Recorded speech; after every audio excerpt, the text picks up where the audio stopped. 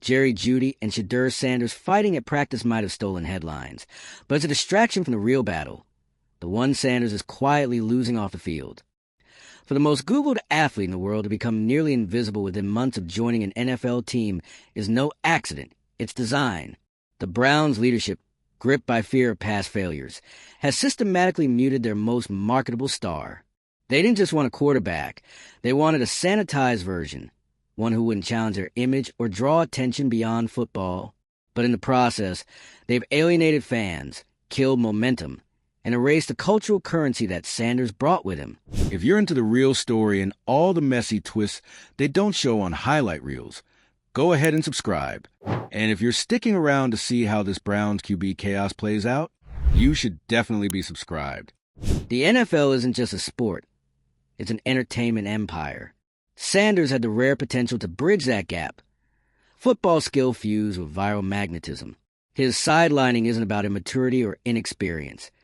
It's about an outdated mindset that fears visibility. The Browns treated his uniqueness like a liability instead of an advantage, and now they're paying the price in fan disengagement and lost revenue. It's a case study in how suppressing identity to chase conformity can backfire spectacularly in the modern sports era. So the most Googled athlete in the world gets drafted and then basically disappears.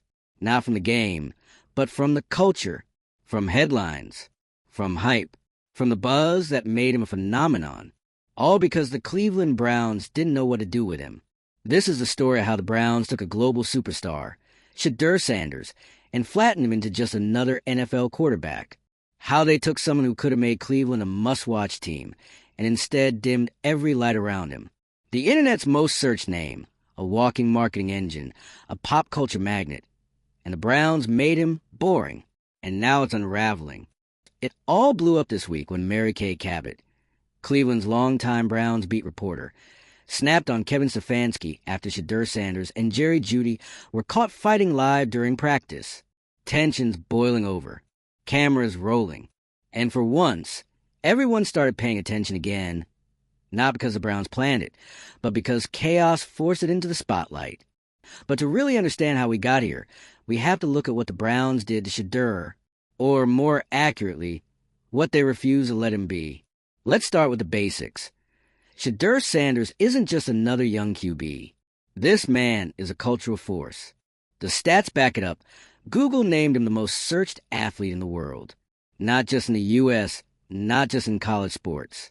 Worldwide. And not just that, he's the 5th most Googled person on the entire planet. That's above presidents. That's above Grammy winners. He is, and yet you wouldn't know it watching Browns games, or looking at their attendance numbers, or scrolling through their social media. Because instead of leaning into his personality, his popularity, his insane reach, the Browns put a muzzle on it. They didn't just miss the opportunity. They actively suppressed it. They told Shedeur to tone it down. No more music. No more vlogging. No more behind-the-scenes glimpses into his world. No more flexing his lifestyle, his hobbies, his sense of humor. They turned a lightning rod into a statue, and then acted shocked when no one showed up to the storm. And let's be clear, this isn't some petty drama over a YouTube channel. This is about value, cultural value, market value, ticket sales, engagement, everything modern franchises dream of in a star. Shedeur already had it, pre-packaged, delivered with charisma, swagger, and built-in fans. This isn't theoretical. We've seen it before. During his college run, his personality alone brought in celebrities, media attention, and sold-out stadiums. He didn't just play football. He moved culture. But the Browns didn't want culture. They wanted control. You can almost hear the meeting. Let's make him more like a traditional quarterback. Quiet, humble, no distractions, no headlines, just football. The result? One of the biggest digital stars in sports is now playing in front of plummeting attendance. Let that sink in. The most Googled athlete in the world can't fill seats. How does that even happen? The answer is that they stripped away everything that made Shedeur Sanders a phenomenon. His brand, his energy, his connection to fans. It's all been suffocated by a franchise too scared of its own past to build a future. And this fear isn't coming out of nowhere. The Browns have been burned before. The Johnny Manziel saga still haunts this organization. The fear of another meltdown has them overcorrecting to the extreme. But in trying to avoid a repeat of the past, they may have caused something even worse, a wasted opportunity of historic proportions. Let's be honest, Shedeur is nothing like Johnny. This isn't about immaturity or chaos. This is about expression, entertainment, a new generation of athlete who knows how to blend sports and media, who knows how to build a brand while still showing up on the field. That's not a liability, that's a gold mine. But the Browns treated it like a threat. And now, the consequences are everywhere. Game day energy? Gone. Celebrity sightings? Vanished. Fan excitement? Flat. The stands are empty. The vibes are dead. And Shedeur's spotlight is nowhere near where it should be. And for what? So the Browns can say they're doing things the right way? The right way doesn't mean the boring way. Especially not in 2025, when fans don't just want wins. They want stories, personalities, access. And Shedeur had all of that. He was all of that. But now he's just another name on a roster. All because someone in upper management decided we don't do that here. And let's not pretend this doesn't have a ripple effect. Locker room morale? It's reportedly down. Players feed off energy, on and off the field. When your star player is forced into silence, when his authenticity is policed, the whole vibe shifts. You don't just lose a personality, you lose a culture. Now contrast this with what we've seen in other markets. Look at teams that embrace their stars. That let them be bold, weird, entertaining. That let them connect with fans on their own terms. Those are the franchises dominating headlines, selling merch, building legends. The Browns had that chance, and they slammed the door on it. And here's the wildest part. Shedeur still has that global fan base. He's still one of the most recognizable names in sports. People are waiting for him to reemerge, to light up screens again, to give them something real. But the Browns have to let him. That means more than just not punishing him for posting. It means actively encouraging it, letting him drop music, letting him vlog his day, letting him be the kind of athlete fans actually care about. Because when you try to erase a star's identity, you don't make them safer. You just make them irrelevant. This is what Mary Kay Cabot was really raging about. Not just the fight at practice. Not just Stefanski's lack of control. But the whole vibe. The fact that the Browns are on the edge of losing the only thing that made them interesting. You think people are Googling the Browns right now because they want to see who's calling plays? No. They're checking because something messy happened. Because drama finally broke through the glass walls of control. Because we finally got a glimpse of the fire they've tried so hard to put out. And yeah, fights in practice happen all the time. But when it involves Shedeur Sanders, when it happens on camera, when it sets off a reporter who's covered this team for decades, you know something deeper is boiling.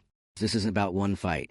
This is about everything the Browns tried to suppress, finally starting to crack through. You can only dim a star for so long before the heat starts to burn through the walls. So where does this go? It depends on whether the Browns are finally ready to admit they messed up, that they took the most marketable player they've ever had and tried to force him into a mold he never fit, that they let fear dictate their future, and that it's time to let Shedeur be Shedeur. Let him make music. Let him vlog. Let him talk his talk. Let him be visible. Be vibrant. Be himself. Because the fans want it. The culture needs it. And frankly, the Browns can't afford another season of empty seats and wasted. There's still time to turn around, but they have to move fast. The longer they try to control the chaos, the more they risk losing the only spark this franchise has had in years. If you're Shedeur Sanders, you've got a choice. Keep shrinking yourself to fit this outdated version of quarterback professionalism, or reclaim the version of you that made the world care in the first place. Either way, the world's watching. Again, if you're still here, hit that like button, share this with a Browns fan who's in denial, and drop your thoughts in the comments, because this is one meltdown that's not cooling down anytime soon. And if you want more chaos, more drama, and more pop culture fails, we've got you covered. Don't forget to subscribe. Let's not kid ourselves. This isn't just a football story anymore. What's happening with Shedeur Sanders in Cleveland is a full-on case study in how mismanaged talent ignore cultural capital, and sabotage your own momentum out of pure, unfiltered fear.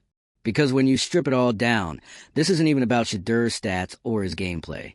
That's not what made him a global name. This man had entire arenas packed before he even sniffed the NFL. He had celebrities flying in. He had kids wearing his number in states that had never watched a Colorado game before. And that wasn't by accident. It was branding, energy, authenticity. Something every NFL team says they want until it walks through their door and makes them uncomfortable. So instead of building a system around what made Shedeur electric, the Browns responded like it was a threat, like his visibility was a liability, like his swagger needed to be coached out of him. They didn't draft a player.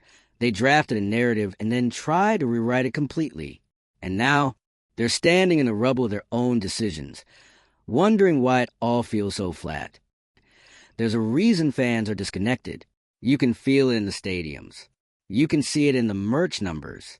You can tell from the silence on social media where there should be Shedeur-themed memes, viral moments, behind-the-scenes hype, anything.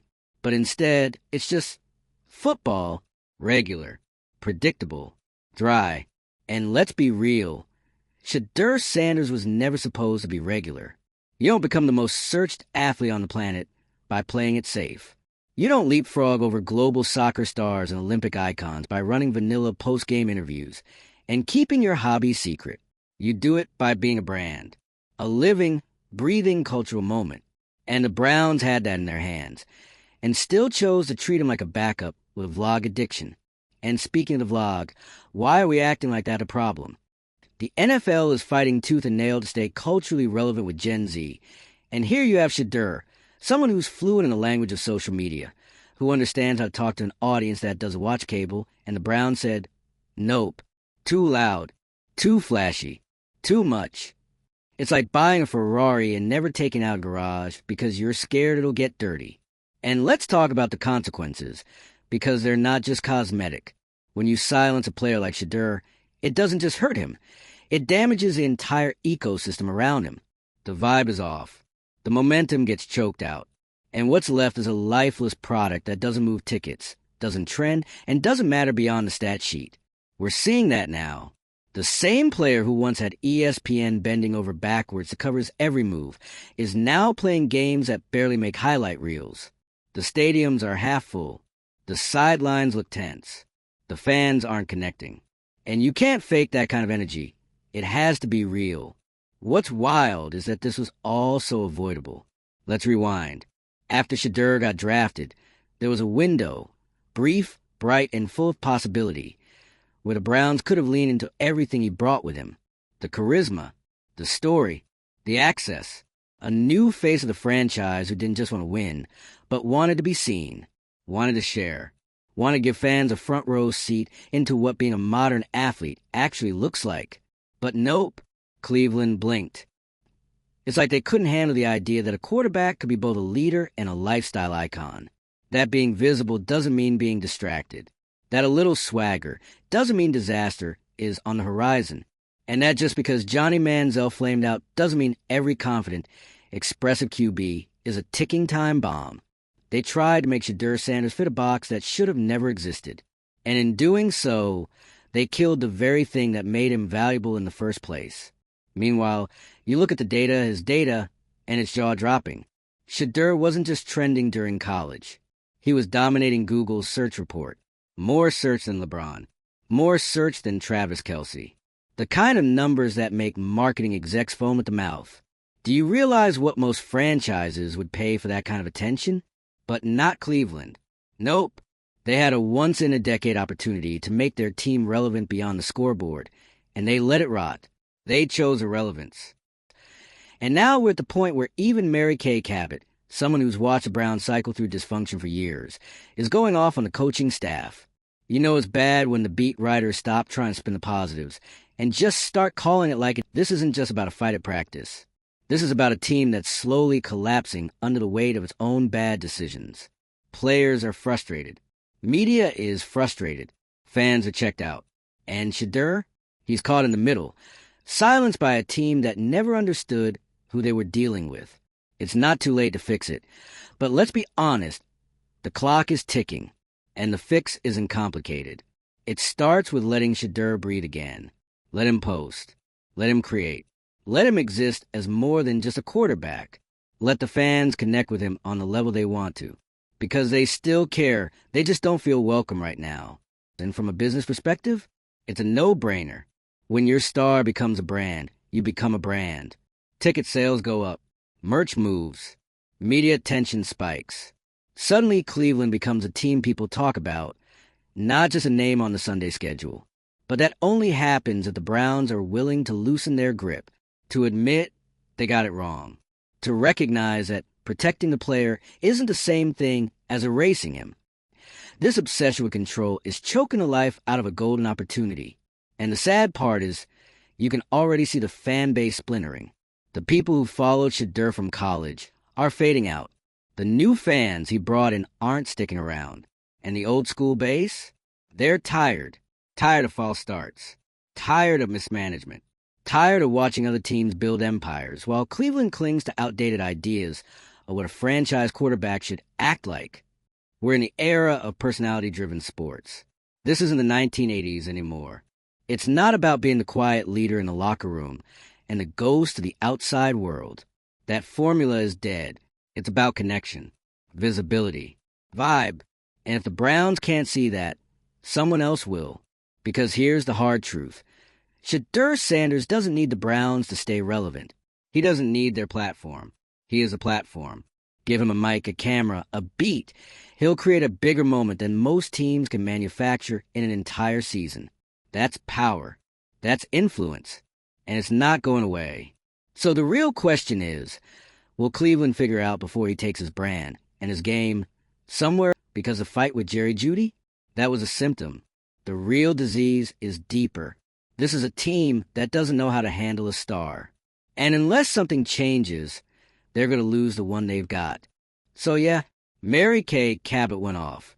She said what a lot of people have been thinking, but didn't want to say out loud. That something is off. That the system is breaking. That Shedeur is being wasted. And honestly, she was. The Browns have a choice to make. Keep pretending they know best. Or step aside and let the man be who the world clearly wants to see. And now, here we are. The Browns sit on a ticking time bomb of their own making, still pretending it's just a regular season with a few bumps along the way. But everyone with eyes can see it. This isn't a football problem. This is a culture problem, a brand problem, a total failure to understand that in 2025, being a franchise quarterback is about way more than throwing spirals on Sunday. And yet somehow, Cleveland is still operating like this is Madden franchise mode. Plug and play. No personality required. Just perform or get benched. That might have worked a decade ago, but not now.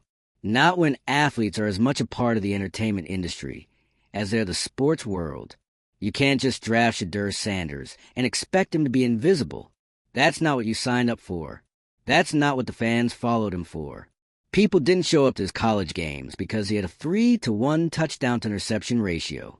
They showed up because he was a moment, a walking headline, a magnet for attention in the best way.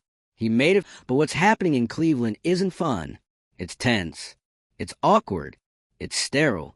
It's whatever the opposite of viral is. And the fans feel it. The players feel it. Hell, even the media can't pretend anymore. That practice scuffle wasn't just two guys losing their tempers. That was the pressure valve breaking. When people are stifled for too long, the energy finds a way out. And this time, it exploded on the practice field. And just think about the contrast. College Shedeur, pulling up in designer fits, camera crew in tow, media buzzing before kickoff, versus NFL Shedeur, doing mandatory pressers, barely on socials, play in front of empty seats with a franchise trying to turn him into a faceless cog in the machine. It's like watching someone go from headliner to background actor, and not because they lost talent, but because someone decided they were too much. That's not just frustrating. It's a business failure. Because again, the world cares about this guy. The data proves it. He didn't earn those search numbers by accident. He earned them by being different, by being seen. That's what fans connect to now. Not just wins, but stories, personality. But Cleveland took all that and shoved it in a box labeled distractions. And here's what's really insulting. They acted like his personality was a risk, as if letting him drop music or vlog his workouts would somehow derail the team. Meanwhile, attendance is cratering. Engagement is non-existent, and nobody's talking about the Browns unless there's a fight or a rant. That's the reality. This franchise didn't just silence a player. They silenced their own momentum. And now they got one of the most marketable stars in the league looking like he's running on autopilot. Muted, disconnected, clearly not having fun. Which, by the way, matters. If your quarterback looks like he doesn't want to be there, why would the fans? Every time Shedeur is told to tone it down, they're not just killing his vibe. They're shrinking their own platform. They're trading relevance for comfort. And it's not paying off. There's this old-school idea in NFL front offices that personality is a threat to discipline, that visibility equals ego, that a quarterback should be invisible Monday through Saturday and only speak through stats on Sunday. But we're not in that era anymore. Athletes are brands. They don't need the league to go viral. They don't need their team's media machine to gain followers. They are the media. They are the brand. And when you don't let that thrive, it doesn't just fade, it fights back. That's what we're seeing now. The question is, how long can the Browns pretend this is sustainable? They've got a generational opportunity, sitting in the QB room. A player who, despite all this, still has a global following that hasn't walked away. Yet, but the clock is ticking. And fans can only hold on for so long before they start rooting for the next chapter somewhere else. Because here's what everyone's thinking, even if they're not saying it. What if Shedeur goes somewhere that gets it? A team that lets him show up as himself, fully. A franchise that leans in instead of recoiling. What happens then? Simple. He becomes the face of the league, just like he should have been already. And Cleveland? They'll be left explaining how they somehow turned the most culturally relevant prospect in years into a footnote. Again, this story isn't over. But if the Browns don't course correct fast, it's going to end like so many other Cleveland stories do, with regret. Don't let this one fade out. Like, share, drop your thoughts in the comments, because this isn't just about football. This is about identity, relevance, and what it really means to build something fans can believe in. And if you're not already subscribed, well, you know what to do. We'll be here, keeping track of every twist in this slow-burning mess.